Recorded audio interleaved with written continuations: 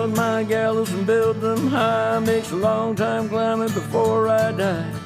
I want the chance to spit in his eye. Well, they gave me ball, but I can see between to a dusty yard and a long gone green. They call that freedom, if you know what I mean. And I dry my sorrows, but the whiskey's gone. I'm sober as good. Hello, everybody. Welcome to Longbangers. This is episode 104. We're doing top five Hibs strikers. I'm bottom five Hibs strikers. So, introduce my guest first of all, Euan Wilson from Down the Slope podcast. Euan, how you doing? I'm good, mate. How are you? I'm very good, yeah. Thanks for joining us tonight and taking a bit of time out. It's all right. That's all right. Not doing anything else. Isolating, so. Oh, well, you can thank us then. Aye. Keeping you occupied. We've got Colin on as well. Colin, how you doing? I'm good, mate. Good. I just finished watching the playoff for best of the rest and the Euros there. In your resex dungeon there. Aye, we hideout. This is where I work all day, every day. So, aye. Well, I'm in the kitchen, right? So we record the podcast in the kitchen, but also work in the kitchen. And it's became brand new in the morning because nobody's up, so the kids are sleeping or if they're at school or whatever. But as soon as the house wakes up, it's a fucking clattering dishes or folk standing beside the computer talking. You're sitting on a meeting and you care everybody that's on the meeting can hear the conversation that's going on in the background. Horrendous. Anyway. That's why I converted this cupboard. It was just the same. So I was going to say, it looks tiny in there. That's the cupboard. This is it. Look. That's as wide as it is. See that? That's the walls. Right, so on our list, so far, if you've been listening to the series, we've had Cliff Pike, we've had Barry Wilkins, we've had David Armstrong. You're number 4, Euan. We're doing Hibs strikers best and worst. So if we start off with, what I said, worst, who have you got number 5 for your worst Hibs striker? I go first? You go first. Right, so I've tried to factor in expectation, cost, and then overall performance and avoid sort of youth players to be kind of generous. So number 5, I've got James Collins, which I find is quite harsh, but the fact we paid a couple of £100,000 for him puts him in there for me. They only scored a few. Obviously scored a winner against Hearts, but just the fanfare that I think came with him. He'd scored loads of goals in League One. A lot of money at the time when Hibs were not spending money when Petrie was in charge, and just a bit of a headless chicken up there. Probably would have done better in a better team, but he just massive letdown in the season he was here. Interesting choice. I thought about James Collins for my bottom 5, but I think I always thought he was unlucky because the team that he was in was pretty shite as well. Colin, who have you got for number 5 in your worst list? Vine. Oh, excuse me, Rowan Vine. Aye. At number 5. He was around a similar time, wasn't he? But same season. Aye.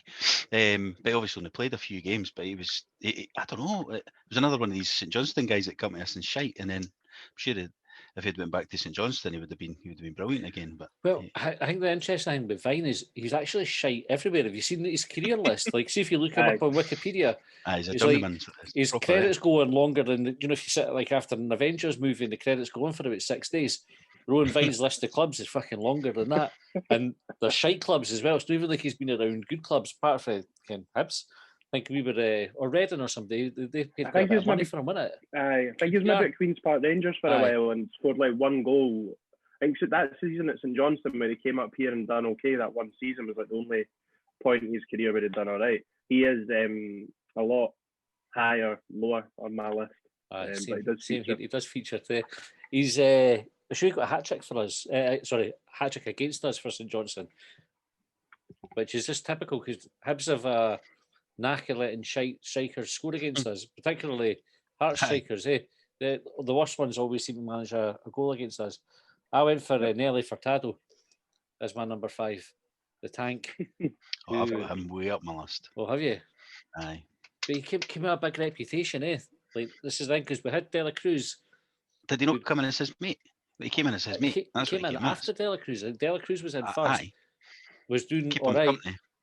And then they brought big Nelly Furtado in, and he was fucking hopeless. But he's a big star in Ecuador, eh? Like, he just wasn't suited to Scottish football. So I tell me a wee bit more of your James Collins pick. So you said like you factored in cost, etc. So I had a list of about 9 that I whittled down to the 5, and James Collins for me just embodied everything that was wrong with the club then and all. Just a complete and utter arsehole. And just see, by the time relegation had actually hit home, there was a bit of me that actually kind of wanted us to keep him, because I thought in the Championship he probably would have done well, and then maybe could have sort of kicked on and done all right for us. Like what you were saying, he did have a shit team around him, but just a prick, like pissing in cups and launching it at Cheltenham and that, and That's just been an since, absolute arsehole. I know, but it's not a prick. Like the fact that he's like, I don't know if it's the fact, like I say, the cost as well. Like, I think we have definitely had worse, and probably more than 4 worse than.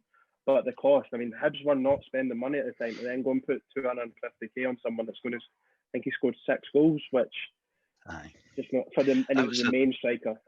I think a big part of his problem Jason Cummins.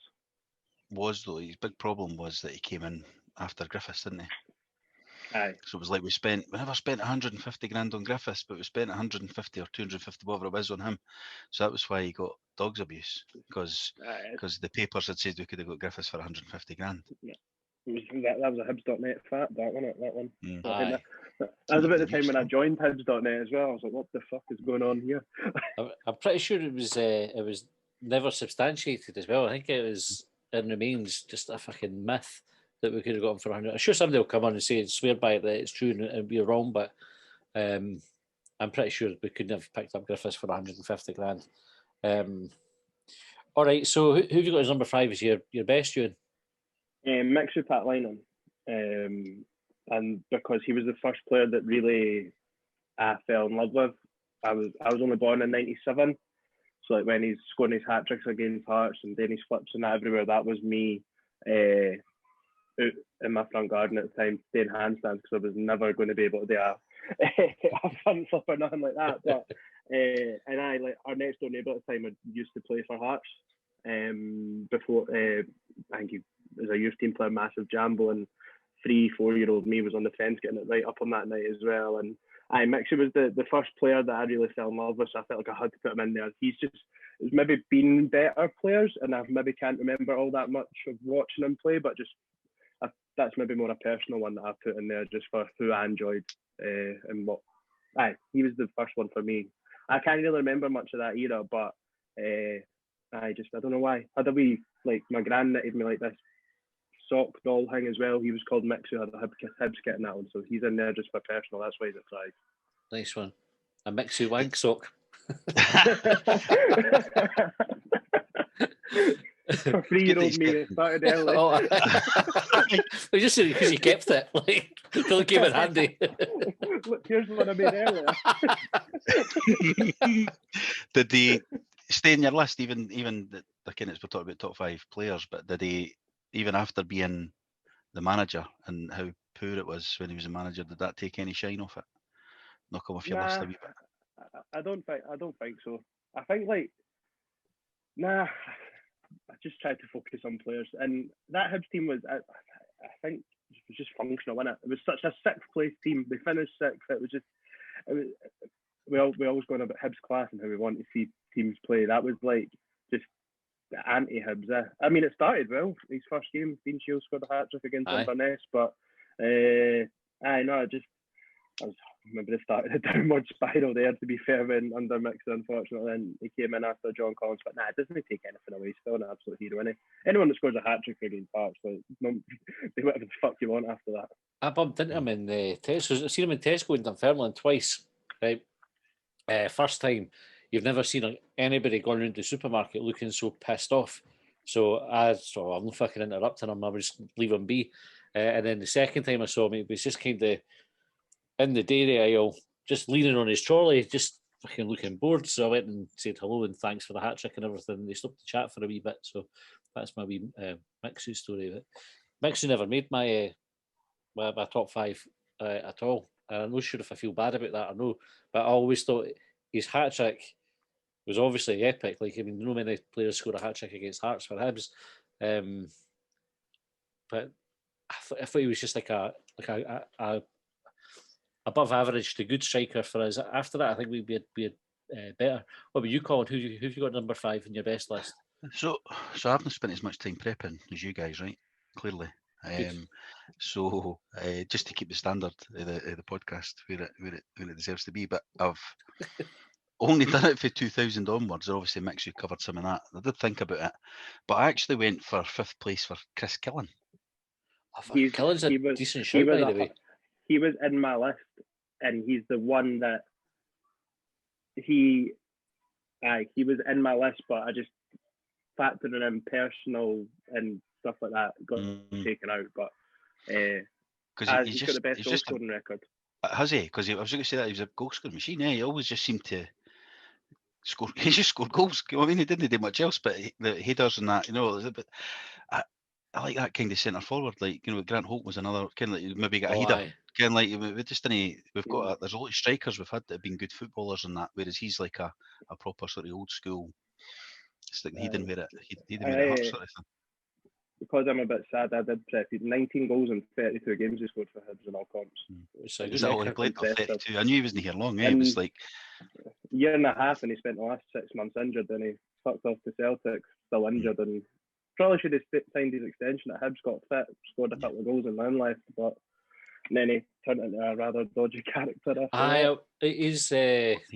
Well, he was like he got done for sex pestering, didn't he? Like allegedly, right? Or did he get convicted? He got convicted, but he never went to jail.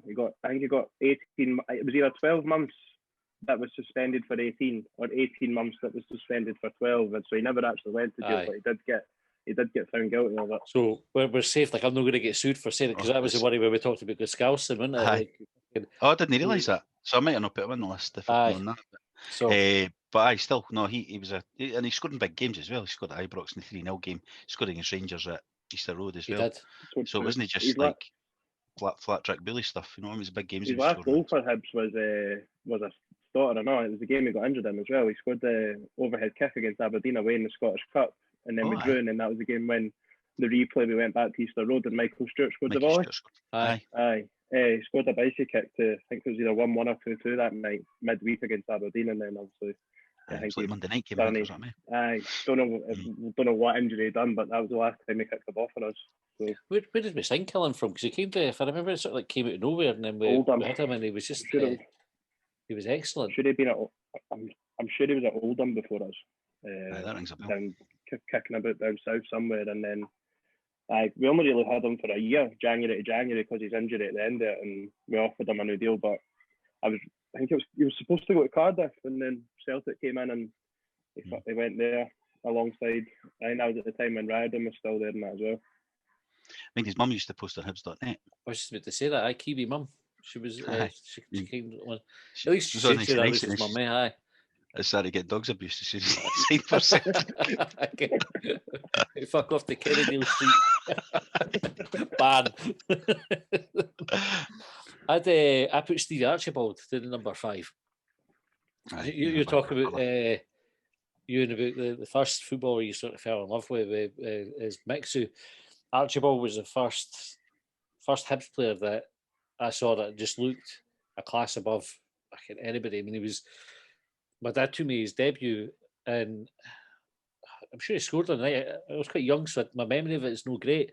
But I just remember being in total awe how he looked, how he played, how he controlled the ball. He just was different class. Like, and it signed him direct for Barcelona as well. Direct for Barcelona. Imagine that now. Liverpool were trying to sign him, which is mental. Imagine you couldn't imagine like taking a first team striker from Barcelona to come to Hibs when Liverpool were after him as well. I mean, it's insane.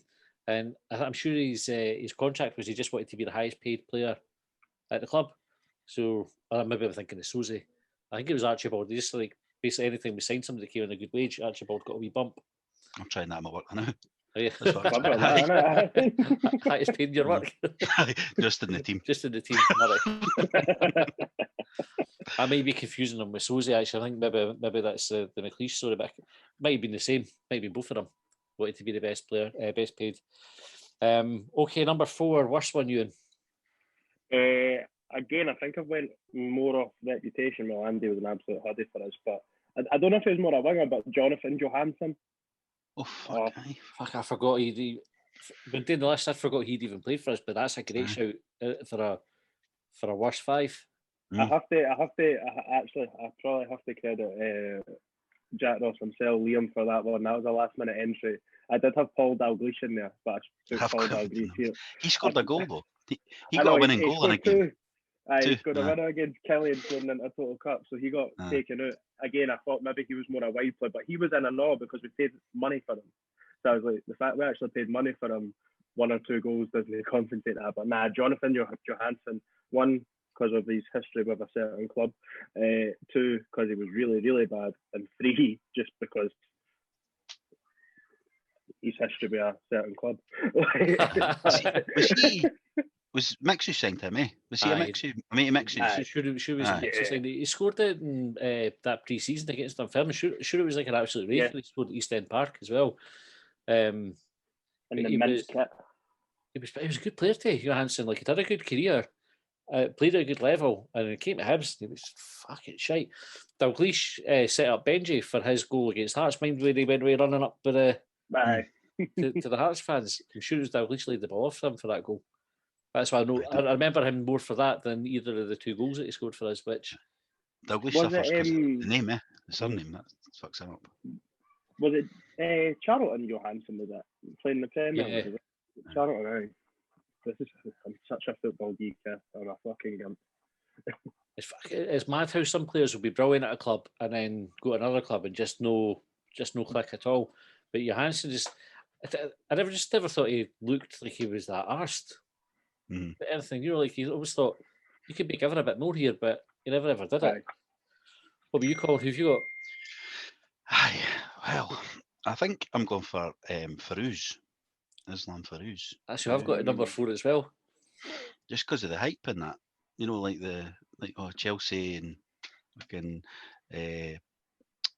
was it they had the Range Rover with the Porsche? It was a Porsche Velvet. Was it a Porsche? Was it? It was described as a Velvet Porsche, right? And for me, that conjures up images of a Porsche with a velvet outer coat rather than velvet seats in that. They would talk about, he's got a velvet Porsche.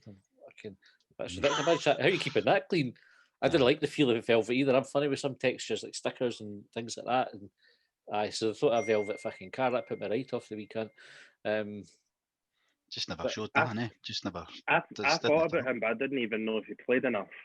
Like, I was thinking about that Jake Sinclair that came in under Stubbs as well. But again, I was like, 2 games, like on both sides. I've tried to factor in. I've pulled a few things together, but he was terrible, wasn't he? He was hyped up, eh? That was hype. But remember when it was kind of rumoured that he was going to sign and everybody was getting excited about it, and there's a wee bit of the Ryan Gaulds about him, but obviously Ryan Gaulds a wee bit different because he was injured for most of the time at Hibs, but it was all hyped up. He came and was shite. Like, he just didn't look like a footballer. It's like he'd won a competition. Kenny was weirder than everybody else. They didn't get involved. I can't mind him doing anything of note in any game. I can remember him coming off the bench in a game, but like that, I remember seeing him in a Hibs kit, but that's about it. I don't know if he ever started the game. He was always on the bench, and he always, and then he looked fast, but he never looked like any. Looked like he should have been fast, but But he was just one of them, too young, eh? Just was it? See the books at Celtic, bumped him, went to Chelsea, and that's right. He only finally got released by Chelsea properly 2 seasons ago.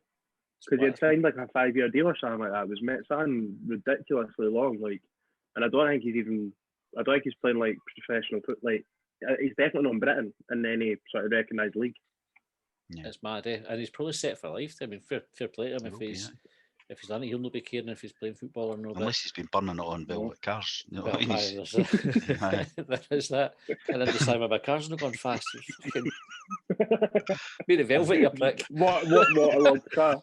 He wasn't even allowed to drive it. That's the thing, had been banned. That was the other thing. He came to Hibs and right away was in trouble for this. So that came out my thinking as well. He obviously wasn't bothered enough about making an effort to make the best of his talent, and then just got himself into trouble. Interesting that you picked 4 him as fourth as well, Colin. No, exactly the same place. Right, number 3, best one, Euan. Have we done We've number not got 4 fourth best best one? one today. Oh, number 4 best. Fucking hell.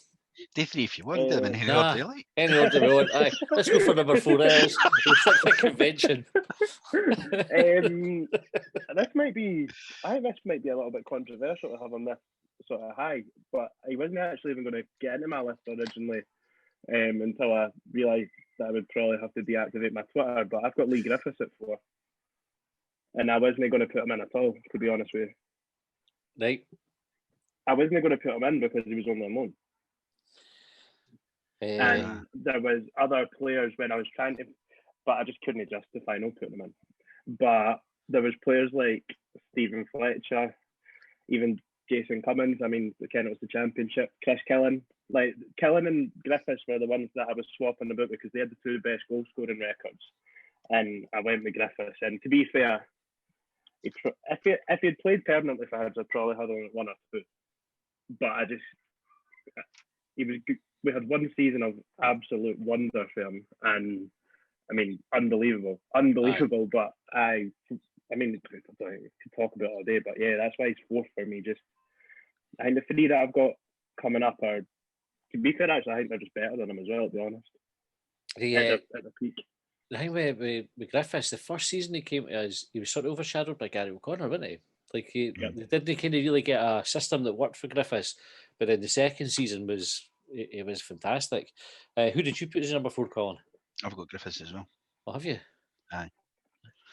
Just because of the goals he scored. I never even thought that he was only on loan. Like, I just, when I was rattling through my brain to see who'd played, he's clearly one of the best 5 in the last 20 years anyway. You got a game that sticks out at Griffiths? A game? No, really. There's goals. Hearts Mainly the one. Hearts away. Oh, that's last goal. His last goal. Was that his last goal for us? Yeah, last goal in the split, because then he got injured against Dundee, and then obviously hardly kicked the ball in the final. Right enough. Because he wasn't even going to play in the final. The one that sticks out is Cowden Beef away in his first season when he scored the record and got his to get up. Aye. Fucking maniac. But did he not play left wing first season as well? Did he not play out wide a lot? I think he was playing in different positions. It just didn't seem to really kind of click for him for the good wee bit. But then once he hit his groove, he didn't really look back. And the thing with his goal at Tynecastle, the free kick, is that was further out than the one I think he scored at Easter Road. That, the ghost goal that wasn't given. And 2 of them are 2 of the best goals you'd ever see. Do you know, for Derby goals, that fucking well up there, and I would rate them higher than what was the boy, the Ozturk that toe-poked it. I mean, Griffiths striking the dead ball for that sort of range with a defence set up to try and block it and everything right in the top corner. Fucking brilliant. That one that didn't count. I mean, even the Hearts fans on the other end of the fucking pitch could see it was in. Aye. Like that's mentally fucking ridiculous, man. And I'm in famous 5 upper as well, so it was right in front of me. I was going mental. It took me about 5 minutes to realise that we were. But why the fuck we taking my corner here? Like, what's going on? Like, horrendous. I always think Griffiths with the 4-3 game, the Falkirk, the semi-final. See, I've not. He's got to come back to it now, but that's right. Because he missed a penalty that day, wasn't he? Well, that's his thing. The sort of game that he had was he'd missed the penalty, but then goes and gets the winner with that. I mean, was it the second goal he scored or not? Cut back. Harris got to the byline. Harris scored the first goal. I think Griffiths got the second one. Doyle got the third, and then Griffiths scored the winner. That was some game. We were talking about it last night, or Sunday night. We were sure I saw Alex Harris kicking about Edinburgh on Sunday night, and so we was out with the wife, and we were saying, "Oh, mind the 4-3 game," because it was just fucking bonkers. We had folk fighting behind us and everything. Like 3-0, there was baggers, and we had the bench with us, so we having to kind of. They were wee at the time, dragging them out the way of the fights, and it was mad. The amount of folk that left and that as well. Aye, mentioned Jane having to go back in to grab one of their coats. There's bodies going everywhere. And she's like, "Oh, their coats!" Just running back in and amongst the fighting. But it was a mental like a period of time. There was like always fighting at hand, and I felt like at that point as well. I don't know if it was it because like behind the goals was always so cheap or something, and like so all the arseholes were sitting in a certain like. Felt like there was always fighting at Hampden like for a period of time there when I was about that age. I don't know why. That was the height of the no one in the cup years though. That Aye. was like it was because you never like once it got to 100, it all just started ramping up, and it was Aye. like they were there that often then as well. Without Hampden that often, that folk were just getting that agitated all the time. That's why all the fighting was. Folk get They were getting their pushed texts as for well, their mates and their Hearts fan mates and that, and like fuck's sake, and all that. So that was the. Did you stay the full time? Did you? Oh, aye. Aye, we were still there. Aye. We were on the My TV dad- when we won. Oh, We went in. Aye, celebrating. Aye. Once we even when we missed the penalty, I still fancied it that day. It was like once when Doyle scored, you knew they just got to win after that. Eh? Even though it was like thought to go extra time, and then they had a chance, missed another chance. Do you mind who was the forward they had? Always Lyle Taylor. Aye. Lyle Taylor. Aye. He missed a chance in extra time, but he was offside. Mm-hmm. But they didn't get given. Miles off. Aye. And he fluffed it. I can't remember if the keeper saved it. If he put it wide, it was maybe a save. I think at that point you can't maybe probably going to win it. But I was unrealistic. Like I was ridiculously confident at half time. But I don't know what I turned into. Like I was with my family actually as opposed to my mates, and I was like, nah, I think if we score, we'll win. Like, and I was still. I have zero idea why. And looking back, I had absolutely no right to be because we were. That was probably the worst 45 minutes I've ever watched. I just remember text probably him and my brother-in-law and that the usual one saying, "Fucking sack the manager now at half time." I remember having that kind of conversations. But hanging about anyway, text my mate, it's an old boss who's a Falkirk fan, saying, "Fuck's sake, that's that over and done with." And he went, I'll be more comfortable when we get a fourth." That's what he said. He wasn't confident in 3-0 up. And I'm going, fuck's sake. Aye, so that was a crazy day, that. The amount of folk that left and went and watched the boozer and that, though, mad. But I suppose when you think about, obviously we're talking about that game because of the impact of Griffiths, but it showed you what Griffiths brought to the table. That you had somebody who could turn a match like that and just pull something out of nowhere to kind of win it. I went for Fletcher at number 4. I always thought Stephen Fletcher was underrated. Folk didn't rate him because he was very one-footed, and he would sometimes get a bit of stick for that. But he was out the team for a wee spell, especially I think under Mixu. If Fletcher had been, he'd been injured and he came back in. I think we went to a game against Gretna. Did we score 6 that night or something? He got a hat-trick, didn't he? Aye.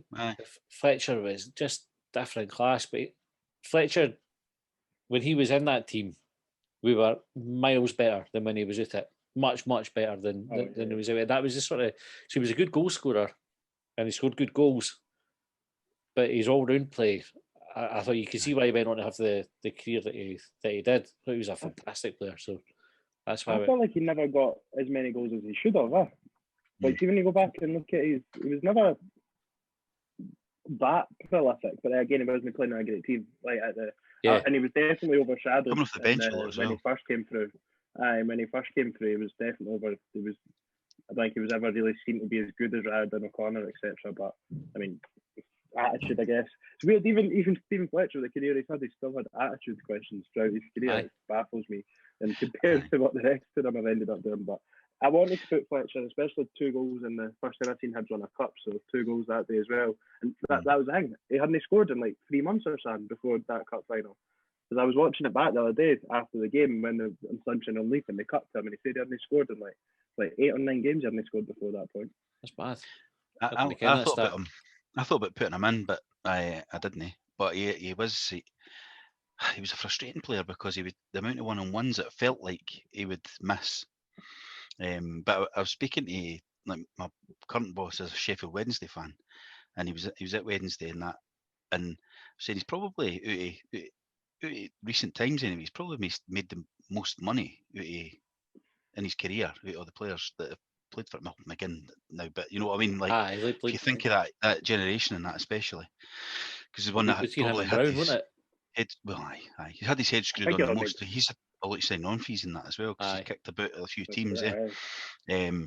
But when he went to, he used to come on, right? He used to score like fucking volleys for distance and scissor kicks and that and all that kind of stuff. And he went down there and he's just like a tapping merchant, like, Aye. and not even that often. Aye, and it's like, what happened to him? Because you're like, obviously he can play a bit of football and that, but he doesn't score good goals anymore. But my memory as him, he's scoring good goals in his career. He's made a lot of money, but he doesn't seem to have. He's really adapted his game to be just a boring English type striker. Good with his head. It wasn't necessarily around for Hibs, but he certainly kind of got better at that as he went on. Levine fell out well met for Scotland. And Aye, that's what. Levine, he told Levine to fuck off after putting him on the bench. I went to Czech Republic, and that was then we never played with a striker. Aye, I'm sure he was even in the stand with his suit on that day, and that's another one.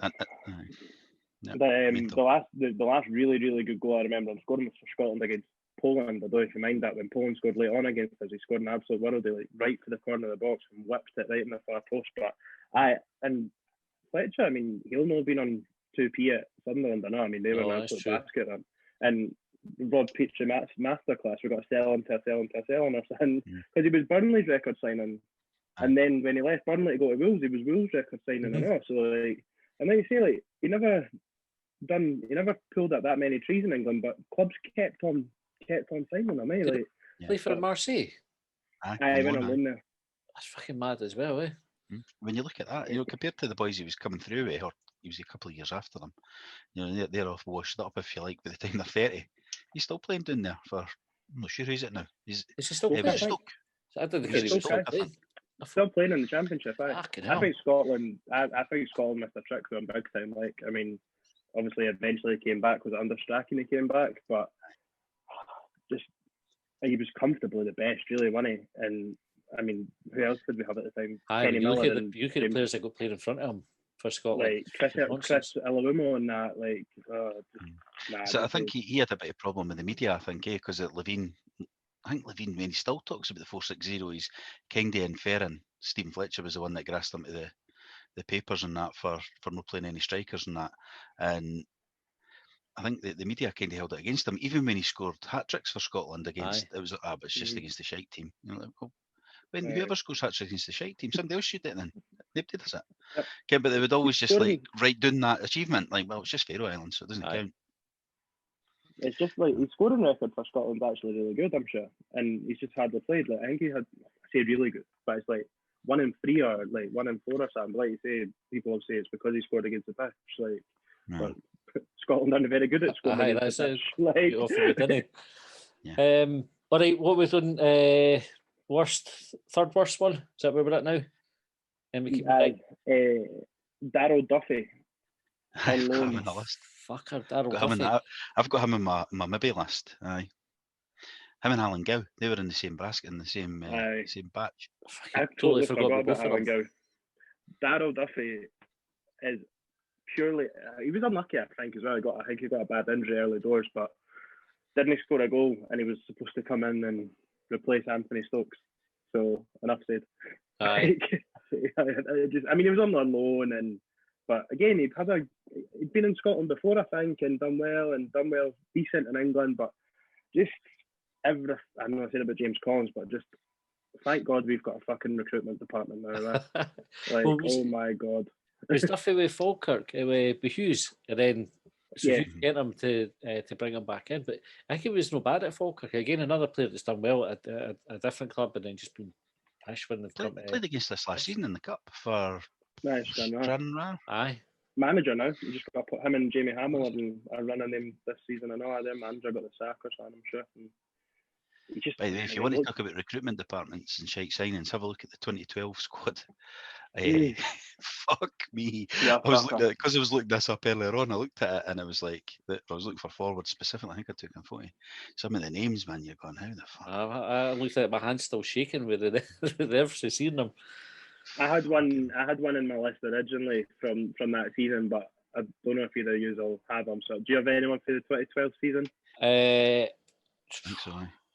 No, I mean, I've got 2 for the following season, I think. Right. Roy O'Donovan was in my. I took him out. He's on my maybe list because he scored a couple of belters. Aye, but he was shite. Aye, so I took him out just purely for the fact. I think he scored 2 against Kelly in the cup, or in the league. 2 against Kelly in the league, and then no, one a belter against Kelly in the league, and 2 against Ayr in the cup. Aye. Or something like that. Aye. And the TV series that he put him was a bit weird as well. That was on Sky. That's good. I like that. Did you?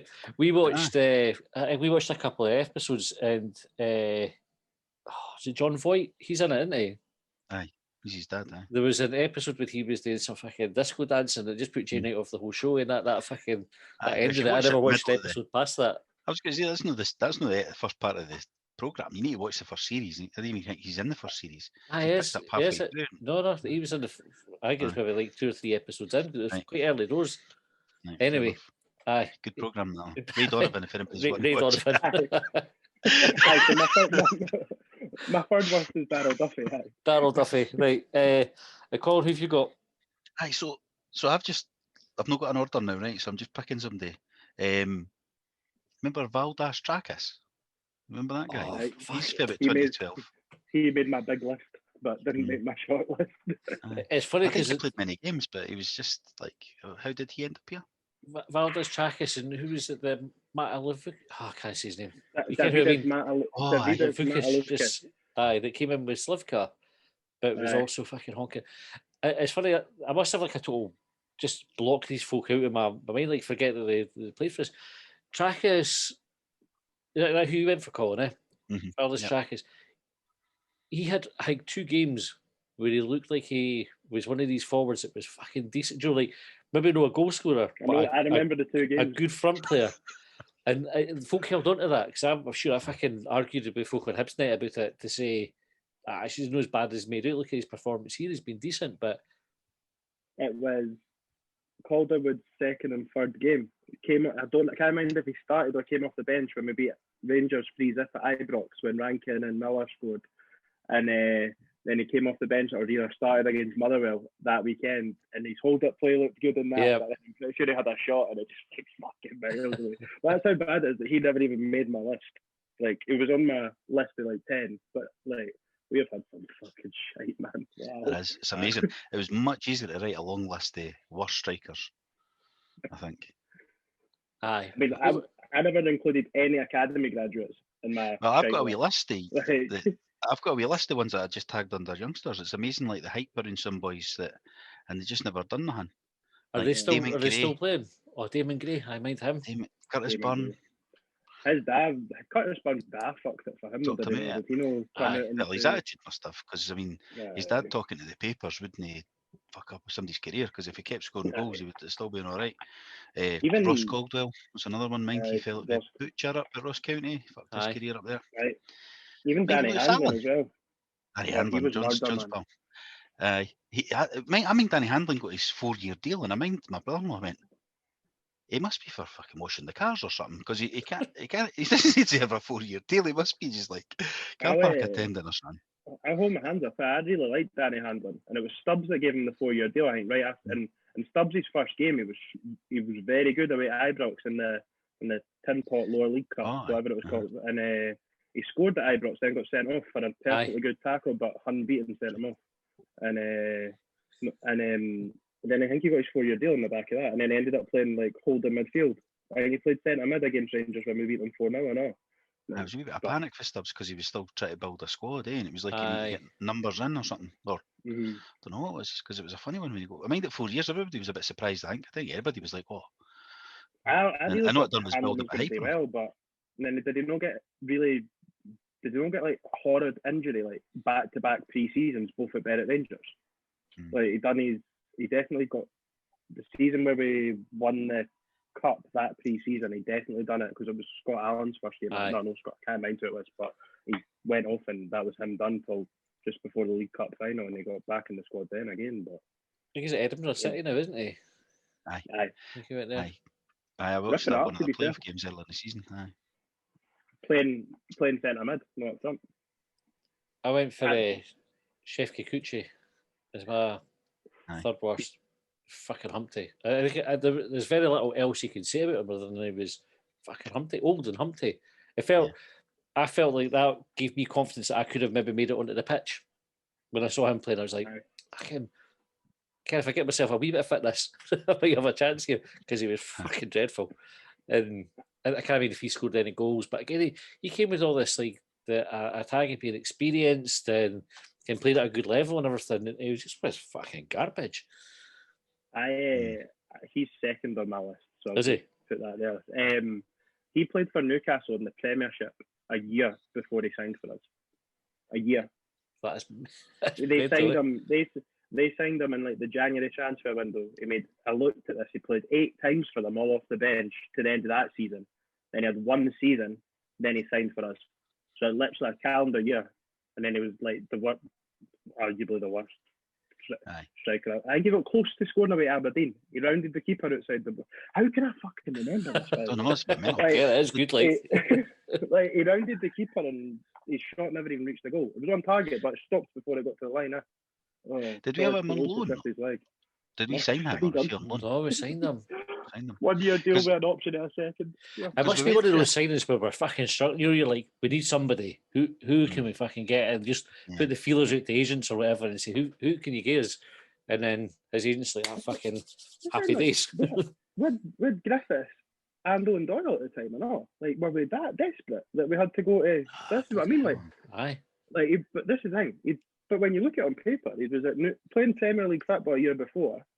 And I looked at it, he'd scored 10 goals for Oldham in like either the Championship or League One. So on paper, it's not terrible. Come in, be third choice striker, and just wow. I just want to see him do that big fucking belly flop. Aye. His attitude though. Mind we went through a period. It wasn't just strikers, but he signed these boys that were a bit Nottingham Forest or Liverpool or whatever, like like your Paulsons and the Thornhills and all the boys, and they thought they were doing you a favour. Because I'm a Liverpool player, like, so I'm just coming to do you a favour. So the attitude's off, and it turns out they're shite because they get caught out because the league's harder than they think it is. And I think he could have been another one like that. I guess that he thinks, well, fucking, I'm better than you. I'm just here because. Well, I don't know. He's like he had like the potential to be a Grant Holt because that sort of player, the experienced and physical and everything. But Grant Holt came up and took it seriously, whereas Kuchie just was fucking guff. All right, third best, Euan. Anthony Stokes. Right. And forget the cup final. That first season, the full season that he had it as under John Hughes was unbelievable. Once he found his scoring bits, I think it took him a few games, and then he was snaps and everything, and he scored an absolute screamer against St Johnstone that got him up and running. And absolutely phenomenal. Really, really, really good. And then I think him going to Celtic at the start of the next season was the real start of our slump, really, wasn't it? That was we went to finishing 4th when we really should have probably finished 2nd or 3rd to bottom half shite year after year. And I think that's a key point in time that you can probably mark that really, really led to us ending up in the Championship. If I'm being honest. Yogi talking about it, saying that was he regretted letting him go because Yogi was kind of sanctioned the sale, and then but mind they were making up stuff. Mind was but there was they were making up rumours and that at the time that he was a bother in the dressing room and there was loads of that, and it was all like stuff sneaking out. And I'm not saying I don't know who it was, but there was loads of people making that stuff up to justify that sale, and it was just a fucking it went for pennies really for what it was worth. Aye. We never even made that much profit on him because again we paid money for him. I'm sure at the time we paid like 300k and sold him for like $500,000. I don't know what his contract situation was, but like 200. It was just to then sign fucking Darryl Duffy on loan on the last day of the transfer. It's mental. But that first season, I think that was when Riordan came back with 0-1, wasn't it? Like that same season, the two of them up front together was. It was Riordan's second season. He's been back a year already, and then it was Riordan. We played 4-2-4. Riordan on the left, the Mama on the right, Nish and Stokes through the middle. What a time to be alive. Because they'll play Miller in the middle of the park. Aye. It's mental we weren't better than we were. When you look back at the team that we had there, some of the players, it's like, fucking hell, we should have been ripping it up more than we did. My granddad's got a theory on that season, and I think this just shows the pessimism of Hibs fans. When we played Rangers and Stokes scored after 12 seconds on Boxing Day, we were sitting second. I think Rangers were top or third, and there was we were featured on Football Focus that day, and my grandad says the moment Hibs get national coverage, it's a kiss of death. we went like they were talking about could Hibs be the first team in however many years, thanks, and Pat's done it to split the old firm and all that, and then Stoke scored after 12 seconds. We got pumped that day and we won 2 games the rest of the season. Good laugh. Mad. Had to scrape it. Fuck Football Focus. That's what I'm hearing here. Fuck Dan Walker and all that. Colin, you anything to add to that for Stokes? No, just the goal machine, eh? And then obviously the cup final. That game, I didn't get anybody to have a better game for Hibs ever again. Like that was the 10 out of 10 performance that day, wasn't it? Just.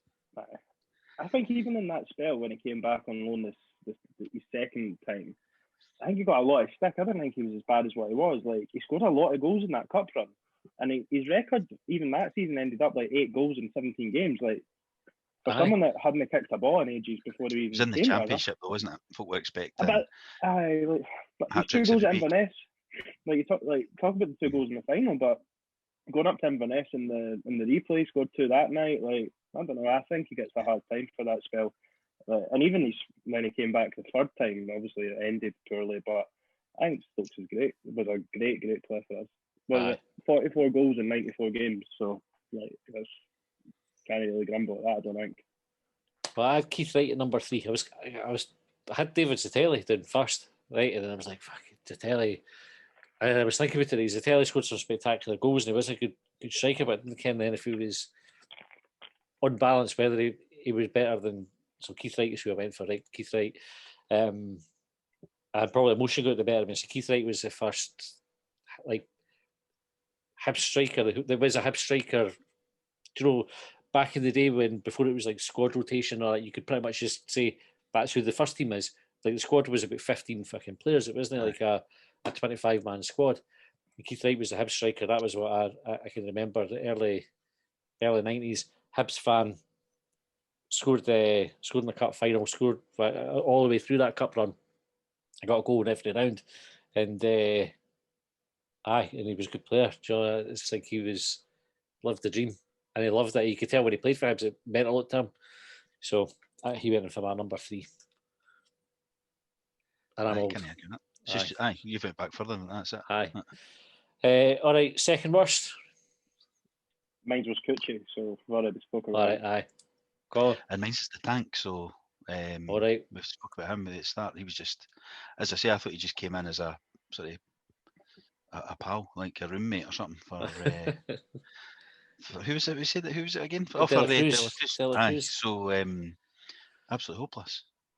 Aye, I always think it was weird. Just because he had the record that he did in Ecuador, and he was a total superstar there. It wasn't like he was like a kind of Ecuadorian Rowan Vine. He was a big player, but tons of international appearances and everything. He was just fucking shite. Am I right in saying he'd like absolutely tore it up in, well, it wouldn't have been the MLS at the time, but in America as well? Like, is he not held in really high regard over there as well? I think he had a really good reputation. Aye. What's his name again? What's his real name? Eduardo Hurtado. Hurtado. I'm sure I've seen a video on Twitter. I don't know if it was like that. Was it Copa 90 or something like that? I'm sure they'd done a video about him, and it was like talking about how he would, like, and I can't mind who it was he played for then and like that, but and then obviously how he was absolute dog shit for us. Like, 74 caps for Ecuador. Total journeyman though. He's played for, fuck me, it must be about 20 odd clubs, man. I think he played on. I was on that Copa 90 one time, but I had no idea who they were. Got a message off somebody one time saying, "Can you do a wee video thing for us?" I fucking no bother. Did it. I said to Josh, my son, I said, I did this thing with somebody called Copa 90. He was like, Copa 90? I probably they've got loads of fucking, like, they're quite big on YouTube or something. So, are they Scottish based or? Oh, fuck knows. I think the last thing they messaged me was Scottish, aye. They do a lot of stuff with Scottish, like they do a lot of stuff about Scottish football, but I don't know if sometimes I just find myself randomly involved in these things. I was on BT Sport one time doing like a half-time feature for a derby. I mind that, because Mike asked me to come down, but I didn't come. Aye, dickhead.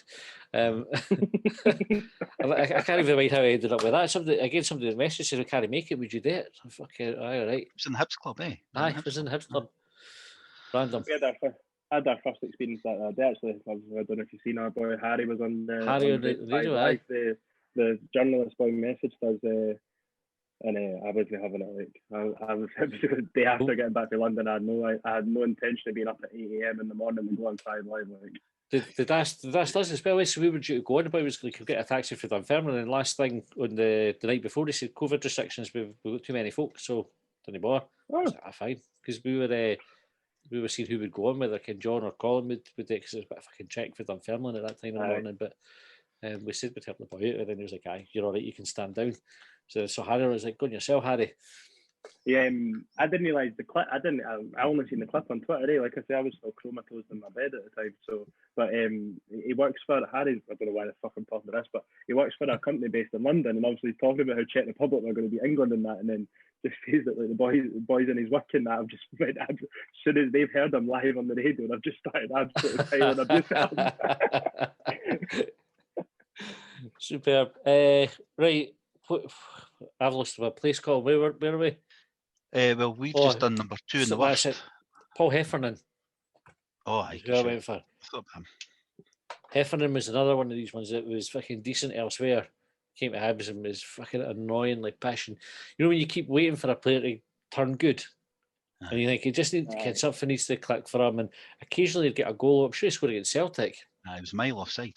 Aye, you're thinking at the time, that's a bit of luck. That might make him go on a run. Aye, on that. But did it fuck that? He was still shy. Even when he got a goal like that, you thought it might have been the turning point. It was still fucking pish. And he crap name as well. Like no offense to anybody whose surname was Heffernan, but it's no footballer's name, is it? He didn't look like a football player either. Eh? Let's be honest. He looked like I didn't want to be nasty to anyone, but he just didn't. I think Hibs have got a good record of signing good-looking bastards, and he just didn't fit the profile. But he was like an accountant getting a game fives after work. Like just his hair was never done, and like he wore long sleeve top and that. No for me. Like, but I thought, did he not score a few goals though? But no, but did he? He might have done. I just found him incredibly annoying and incredibly passionate. So slow. Just 5 goals. Aye. Slow, and I think it annoys me when you got a player who's done well a weird club, and then this MacBook's no charging. I just got a battery message coming up. Fuck. Let me find the charger for it. Oh, it's down here. That's why it's no charging. Here we go. Amateur hour. I thought it was plugged in. There's about fucking 400 USB cables coming out of this thing. Right, here we go. Hopefully, didn't get cut off. Sorry. Right. It's like when they come to Hibs, they've done it. Another club, they come to Hibs and they think, I'm all right here. Like this is as good as it's going to get for me, and they just stop trying a leg. Whereas you get some players who go like Nisbet, who's gone Partick, Wraith, Dunfermline, next step Hibs, and then as soon as a bid comes, like for his next step in his career, he's like, I want to do it, and he'll keep pushing himself to do it. You want that if you're signing a player, you want them to kind of not just see, as much as we would want everybody to think Hibs is the pinnacle of their career. Ideally, you want a player who's fucking better than our level, that you get a couple of seasons to settle on and bring somebody else who also feels like that. Well, they want to prove a point, eh? Like that's the thing. That I went for a period of time of just no wanting us to sign players that had played for other Premiership clubs, mainly because of your Paul Heffernans, Liam Craigs, Rowan Vines, like. But I think now what you're like with the signings we're trying to now, we're looking for the younger with some experience, and whereas before we were probably at like fucking Owen Tudor Jones. Fuck me. Wow. I almost put him in my list even though he wasn't a striker because that's how much I dislike the guy. I don't think I've ever hated a Hibs player, but he is as close as you can possibly get.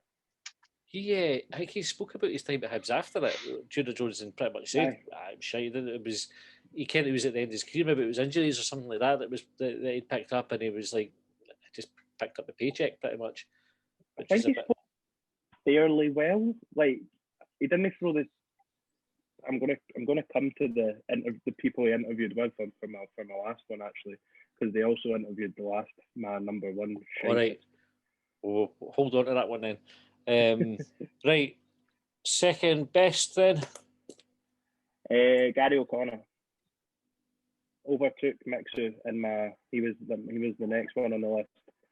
Mainly that goal against Hearts was my first derby. That was got my first season ticket that year, so that really just hooked me in. Just complete and utter box striker, wasn't he? Like just probably the most kind of like how annoying Chris Boyd was at Rangers. Aye. Just the bet. That's probably the closest we've had at Hibs. I don't think we've ever had anyone since that's probably that good in the box. Doidge is alright in the box now, probably doesn't offer you that much out, and probably doing O'Connor a bit of disservice, especially in his first spell. He could rampage, had a bit of pace in that, but if the ball fell him in the box, you were pretty sure he was going to score, and unlike others at that time, we still got a good fee for him in that, and that was, I think, when did he leave? 2005? Happy about that. So that was 7-year-old me experiencing heartache for the first time, because he left after the window shut, and my birthday's in January. Before the semi-final, after the quarter-final, actually. We beat Falkirk. Beat Falkirk, Hamilton. That was my first, that was me experiencing heartache for the first time in my life. I just got a new kit for my birthday in January with O'Connor 9 on the back, and he fucked off. I was devastated, man. Honestly, genuinely, that was me. No bird will ever break my heart as much as Gary O'Connor broke my heart, man. We're good to go. That's crazy when you look at that now, to sell him at that time when we're in a semi-final. I'm sure, was that the Hearts beat us? How was the Russian window still open? It was right before the semi-final, And the other same, and Gretna were in the other fucking. It's almost been 2006 then. Was it? 2006. So, and the other semi-final was Gretna fucking Dundee, and we've got Hearts, and you think, why are we selling our main man? Aye. Crazy. Was Riordan no injured, I know, or suspended or something? The semi-final that day was a fucking shambles. I don't think Riordan played there. Whitaker was playing in midfield, and Caldwell was playing it right back. Or there was Malkowski was playing in goals, which was a fucking disaster. And we chucked Benji in. Aye. Was that no Benji's debut? Aye. I'm sure it was. Very, very first. That was. I should have passed it in there. As soon as we seen the goalie, because I remember time thinking, why is the goalie gone in? Because I'm sure he hadn't been in the team. And nobody like Simon Brown. Simon Brown was even Brown gets dragged in with the rest of them. He wasn't brilliant. He was better than fucking Malkowski. Brown had the one that he let in at Tynecastle at the post, didn't he? He just kind of ushered it in, and I think that tarnishes. I think he was a bit of a dick as well. Did he not have a bit of reputation being a bit of a dick? Was it no Simon Brown that let the same free kick for Charlie Adam in twice in one game or another? He did. I don't know. And both it was like, here, just put it in that bottom corner. Just put it. Well, Andy McNeil did that as well. I think. Or was that Andy McNeil? Sorry. But Brown did as well, though. No, I think he had the other shot. Was it? Aye. Brown was heavily implicated in the John Collins thing, was he not? Aye. Yeah, so did you have a big fallout with Collins? I think he was him and Michael Stewart. I think were supposedly the ringleaders. And if you go back and watch that game, like I said, I did the other day.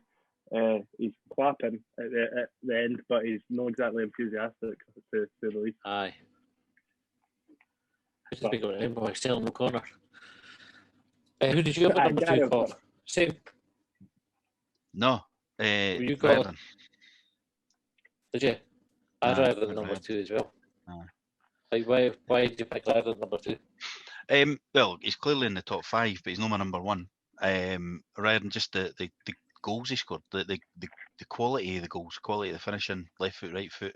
Mind one at the Hearts game, I was in the East Stand with my wife that day, and Craig Gordon was in goals for them, so it tells you the era. It must have been a similar time to what we're talking there, 2004 or 5, whatever. Yep. And he hit it for about, I don't know, 30 yards or 40 yards, whatever, 30 yards, and he hit it, and it was bent into the top corner, the far goal. We were right behind it. You saw it all the way. You know, it was one of them when you're celebrating the goal, but as it's travelling, because you can see it's gone in and Gordon's got no chance. And he scored goals like that. Even when you had a free kick, you think, well, I've got a chance because he's got a free kick. And how many free kicks do you actually score? You know what I mean? Like percentage wise, but you always fancied him to get one on target. I was thinking, it was a free kick. I remember. I think he just came back when he was wearing the 0-1. Mind when the East Stand was getting knocked down. I had my season. And I was in the South Stand that day because I'd been moved seats. I think. It was the East Stand was I like think I half was in away. the South Stand for that game as well, Colin. Aye, and The East he Stand had been scored at the demolished, and he scored at the famous 5 end, so you're behind it again, and you think, fucking hell. So he's just the quality of his goals. Just a pity he's like he wasn't screwed on. Wasted his go to Celtic, tried to go out, went outside the transfer window and all that as well. So There was a whole bit of nonsense around it, wasn't it? When Aye. Volley scored at Tynecastle, it was like a consolation goal, so folk forget about it, but it's in the fucking second, incredible. Just edge of the box and just he's bashed it in. he's my number one, and I mean, we've been recording for long enough, but if you've got another half hour, I could sit here and talk about it. I don't know, like he's my favourite Hibs player of all time. Like, only David Gray's the only player on the same level as him. Like David Gray, Derek Laird, and like a smidge behind him. But and Ken what it is, left foot and right foot. Like I couldn't have told you what footed he was for a long time. See the goal that Colin was talking about? That was his right foot. That was his weaker foot. And then later on that season, the second game at Easter Road, he almost scored an identical goal for the West Stand into the goal at the famous 5 end with his left foot. And I swear to God, I've seen him take corners with his left foot and his right foot. Like, I might be wrong, but I'm convinced he's done it. Like, and that just, and even his first goal back when he away to Hamilton as well, like and a bit like Griffiths, score it anywhere, anywhere. Like just like Colin said, just give him the ball. And he would, even his last goal that he scored for us was against Aberdeen, last game of the season, just after Eddie Turnbull had passed, he bent in for the edge of the box, like I'm gonna get that sock that you were talking about earlier on. I'll be back in 5. It was the way that they could hit a ball like with immense power out of anywhere. He could just be almost like standing still, and the next minute he swung his boot and things like fucking flying at the top corner. And he was just an exceptional goal scorer. And for anywhere, all types of goals that he would score as well. And again, another Hibs fan living the dream, eh? Yeah. Until I went to Celtic, obviously, but again, he came back. Right, so again, we've had a wee spoiler there for you for your number one, but we'll come around to it. Your worst ever striker, Euan? Already been mentioned, Rowan Vine. Absolute wanker. Just fuck off. I like just. See, the reason I had him so low though, he didn't play that many games. So is that no? You had criteria earlier about how many games somebody played. How many games did he play?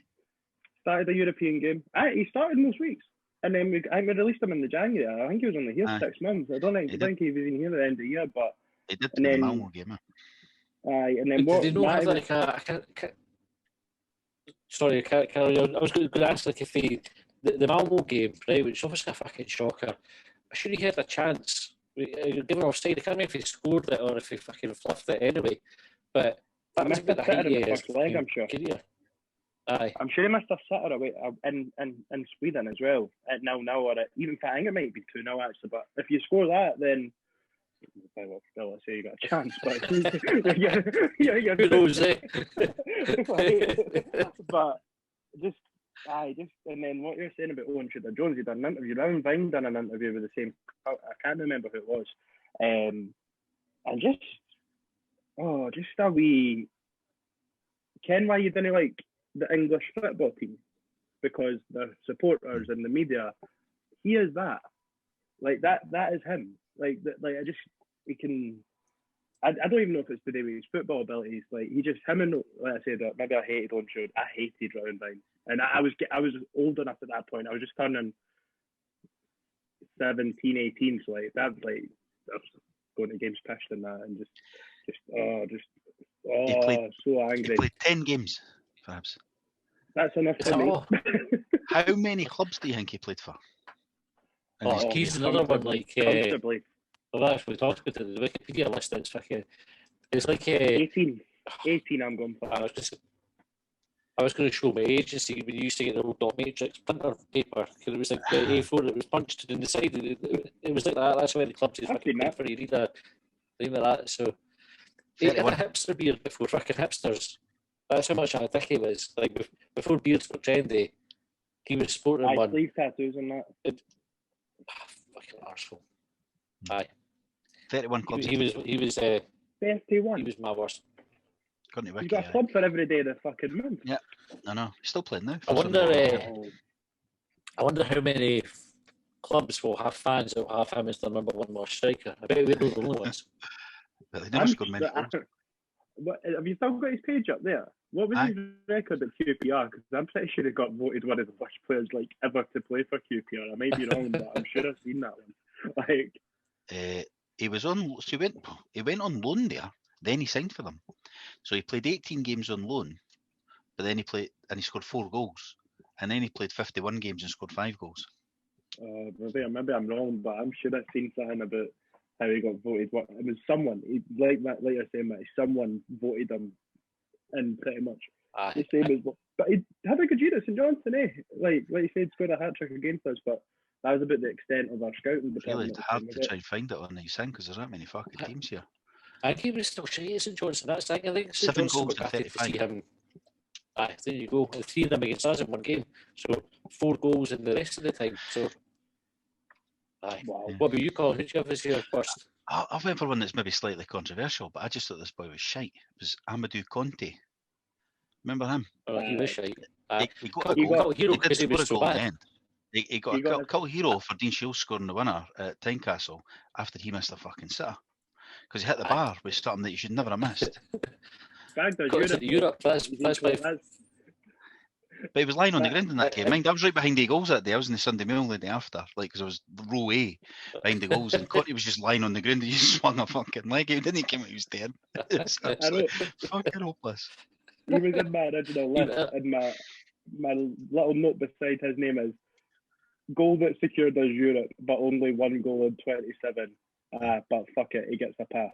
That was the note I wrote on my phone beside his name. I can't believe he played 27 games. Absolutely shite. Ken, he was another one that looked like he won a competition. Like he wasn't a footballer. He was like built like a footballer. You think he should be all right, but he was just hopeless, absolutely hopeless. But he was a bit of a cult hero because of the getting us in Europe and missing the sitter that set up Dean Shields. He also done an interview not that long ago in the Evening News where he was singing the praises of Hibs. So at least he's a nice guy, unlike Cowan.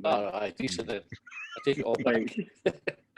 No, but I know. I mean, it doesn't make him any better at football. But I didn't mind if someone doesn't want to badmouth the club left, right, and centre when really you're just a dick. Oh. Half of our podcast, Euan rants about Rivenvine. Second half, Euan talks about Derek Riordan. Number 1, so you went for Riordan as your number 1. Colin, you went for Gary O'Connor. Did you? I went for Stokes. Did you? Just because they kept But mine was a purely emotional decision. I was weighing up thinking it's a harsh leave Gary O'Connor out, who probably is. Well, he's probably contributed more over a longer period than Stokes, but actually, considering Stokes has had 3 periods at the club, there's probably not that much in it. The difference being that Gary O'Connor was homegrown. So I felt bad about leaving him out, but then you think that cup final and the performance that the we kind of touched on it already. I don't think I've ever seen a Hibs player dominate a game the way that Stokes did that day against a team like Rangers, or like against Rangers, who are massively better in terms of like their finances, the squad that they put together cost fucking much better than us. Stokes absolutely fucking rinsed them that game and gave us the best day of our fucking lives. And that on top of him being an excellent goal scorer is why I put him at the top. I think Stokes is probably the best striker. I'd probably say Riordan's more a forward. I think Stokes is the best striker I've ever seen at Exeter Road. And he's peak. And like what you were saying earlier about like signing players that you want to think. I think Stokes knew Hibs were a stepping stone. I think he'd obviously done unbelievable at Falkirk, so I think he came with the confidence that he could rip it up, and then obviously got his move to Celtic and done well there as well. And his record, as I think I mentioned earlier, sensational in the cup final. I don't even think you need to talk about. Even if he'd never done that in the cup final, he'd probably still be in my top 5. Like that, and then the cup final. There was a cup final for us, but actually the cup final against us for Celtic when Griffiths played injured. Stokes was incredible that day as well. Unfortunately for us, because he was like unplayable. Maybe just as a thing we played at Hampton. Colin, why did you go for Gary O'Connor as your top one? I'm not sure. I like the sort of the style. Is sort of knocking folk out the way sort of style. That goal that you mentioned already, Euan, against Hearts in the last minute. That kind of. I think it was a bit fortunate it went through the boys' legs a bit, but it was. I just liked it. Just liked his style. He was a bit more all action than Riordan. Riordan scored good goals, but O'Connor was in about things a bit more. And that I wish they two especially had. When they came through, Hibs were all about, we'll sell you in a couple of years, you'll make a lot of money. Whereas I wish they had been around about the time with the same kind of squad of players that Cummins had available. I know he was a fucking nut job and all, but like he had boys to keep him right, like McGregor and Gray and that, rather than all young laddies that were all just looking for a way out. And I'm not saying they were, but they were two the first to go. But they weren't. I think their mentality wasn't right, but they were brilliant. And I think if they had been looked after better, because even the manager at the time was looking for a way out. You know what I mean? The manager was looking for, and what we're saying there, you want a good couple of years out of folk, but you need the solid attitude for the likes of McGregor and Gray, even Fontaine and all that. They've got their heads screwed on a bit. So we had a wee technical issue there with my equipment dying. So we just had finished hearing from Colin about Gary O'Connor, and that concluded our top fives of best and worst strikers. So just before we finish up for the night, Sir David Gray announced his retirement and joining the coaching staff this week. Colin, what are your thoughts on that? I'm glad he's staying. I think we've spoken loads over the years about how we've not got a leader. There's no leadership in that team, and I think that's what he done. Without all the bawling and shouting, like proper leader, just go through somebody, just win a big tackle, just get the crowd up, just lead by example, and that's what he done, and that's what he done on cup final day as well. So yeah, glad he's staying. Great that he's staying, and you've covered this already and down the slope, so the risk asking you to repeat yourself. What was your take on it? Just head over down the slope and just stop listening to Longbangers now and just do that. I mean, Chan, he's like, I think he's not single-handedly, but like what Colin was just saying about like when O'Connor and Riordan were that, and him, McGregor, and that they are Hibs, you know what I mean? And we'd spoke about him maybe going on loan or something like that this season because he'd mentioned about what I play football, but I'm delighted he's staying at the club. I mean, it's a shame that he's retired, but I think he isn't at the standard to play for Hibs now, but everything he's done for the club, I'm delighted that he's still at the club, and maybe he'll learn for the next couple of years, and maybe a future manager. Then when Darren McGregor hangs up his boots, Darren McGregor can go in as assistant manager, but I'll just go and get that sock again. But we'll see what happens there.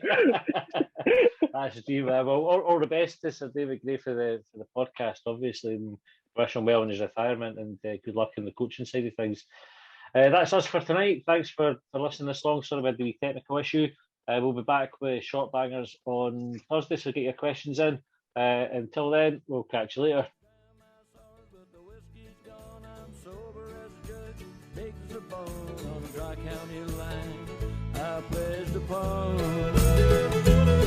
Well, they trailed me down when I broke free. I drank all the whiskey in Tennessee.